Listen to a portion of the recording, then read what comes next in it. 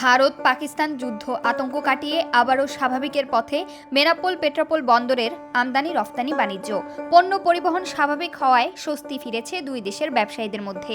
যুদ্ধ পরিস্থিতিতে বাণিজ্যে নিরাপত্তা বিঘ্নের আশঙ্কায় ভারতীয় ট্রাক চালকেরা অনেকে পণ্য পরিবহন বন্ধ করায় ব্যবসায়ীরা আতঙ্কগ্রস্ত হয়ে এ পথে বাণিজ্য কমিয়েছিল। তবে গতকাল ভারত থেকে 426 ট্রাক বিভিন্ন ধরনের পণ্য আমদানি ও ভারতে রফতানি হয়েছে 187 ট্রাক পণ্য। আমরা ইন্ডিয়ান ট্রাক বলা বলছি। তো আমাদের মধ্যে অবশ্যই একটা আতঙ্ক ক্রিয়েশন করছিল।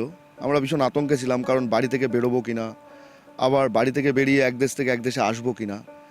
বর্তমান যুদ্ধ এখন বন্ধ হয়ে যাওয়ায় আমাদের মধ্যে একটা স্বস্তি ফিরেছে। একটা যুদ্ধ যখন দুই দেশের মধ্যে হয় তখন কি হয়, বর্ডারে তাদের অতিরিক্ত সেনা মোতায়েন করে এবং একটা রেড অ্যালার্ট জারি থাকে। এর ফলে আমরা ব্যবসায়ীরা যারা একটা আতঙ্কের মধ্যে ছিলাম যে আমাদের ব্যবসা হয়তো ব্যাহত হবে, যাক আমরা অনেক আলহামদুলিল্লাহ যে 2 দিনে সেই যুদ্ধ থেমে গেছে এবং ব্যবসায়ীদের মধ্যেও যে আতঙ্ক ছিল সেই আতঙ্কের পরিবর্তে এখন একটা স্বস্তি ফিরে এসেছে। স্থলপথে ভারতের সাথে বাংলাদেশের যে বাণিজ্য হয়, যোগাযোগ ব্যবস্থা সহজ হওয়াতে তার 80% হয়ে থাকে বেনাপোল ও ভারতের পেট্রাপোল বন্দর রুট ব্যবহার করে।